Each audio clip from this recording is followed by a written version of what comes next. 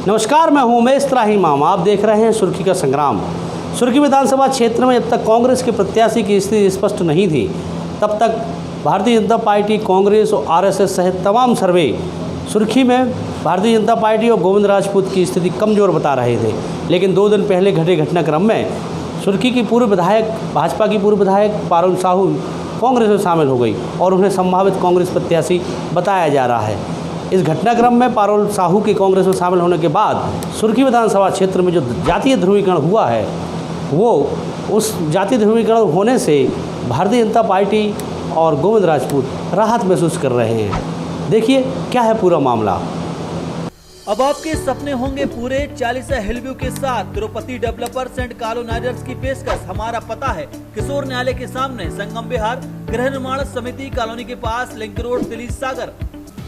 सुर्खी के भाजपा कार्यकर्ताओं से मंत्री गोविंद राजपूत की पुरानी अदावत के साथ ही दल बदल और कांग्रेस कार्यकर्ताओं पर प्रशासनिक दबाव के आरोप लगे।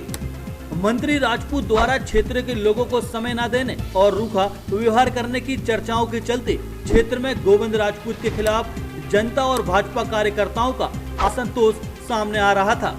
रही सही कसर भाजपा के ही पारुल साहू, राजन सिंह मोकलपुर और सुधीर यादव ने प्रचार से दूरी बनाकर अस्वीकारता का संदेश देकर पूरी कर दी थी।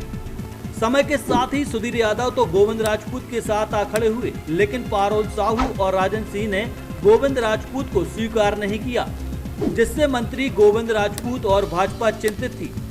कांग्रेस के पक्ष में चुनाव जाता देख पिछड़ा वर्ग बहुल्य सीट सुर्खी से पिछड़ा वर्ग के 8 लोगों ने कांग्रेस टिकट की दावेदारी ठोक दी थी।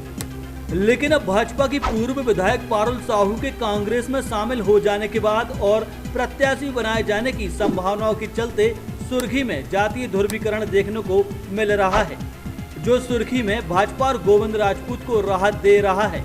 सुर्खी में हुए बीते चुनावों के परिणामों के कारण पर यदि नजर डालें तो यह बात निकलकर आती है कि वर्ष 2014 के चुनाव में सुर्खी में प्रभावी दांगी समुदाय के अधिकांश मतदाताओं ने गोविंद राजपूत को दरकिनार कर पारुल साहू की जीत में अहम भूमिका अदा की थी।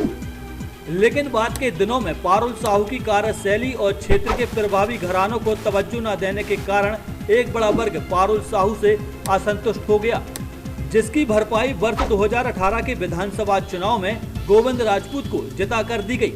लेकिन सुर्खी के उन प्रभावशाली तबके के साथ एक बार फिर कुठौराघात हुआ।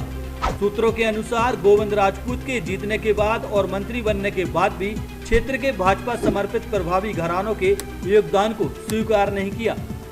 इसके साथ ही आरोप लगे कि दलगत भावनाओं के चलते बदले की नीयत से मंत्री गोविंद राजपूत के इशारे पर प्रशासनिक कार्यवाहियां भी उस वर्ग पर की गईं।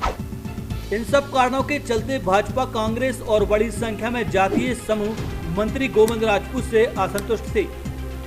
इन परिस्थितियों को बनाने के लिए कांग्रेस किसी नए चेहरे को सुर्खी से टिकट देती, तब सभी वर्गों के समर्थन के साथ चुनाव कांग्रेस के पक्ष में जाता दिखाई दे रहा था और कोई एंटी इनकम्बेंसी का मामला भी नहीं था।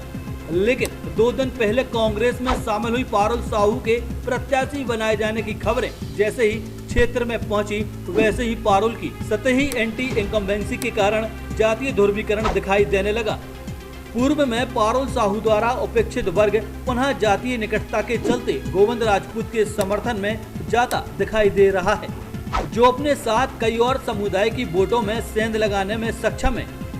कांग्रेस द्वारा पिछड़ा वर्ग के दावेदारों को टिकट से महरूम कर मायूस किए जाने के बाद जो जातीय गठबंधन बना था, वह भी टूटता दिखाई दे रहा है, जिसका असर यह हो रहा है कि भाजपा द्वारा पिछड़ी जाति के मतदाताओं से टिकट न मिलने को लेकर सहानुभूति जताते हुए अपने पक्ष में करने के प्रयास तेज कर दिए हैं, जिससे निश्चित ही कांग्रेस कमजोर पड़ रही है।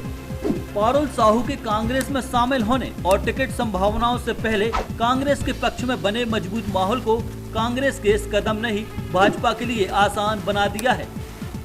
2 दिन पहले तक जहां कांग्रेस भारी दिखाई दे रही थी, तो अब मामला बराबरी का आंका जाने लगा है और इस दौड़ में अब भाजपा भी बाजी मार सकती है।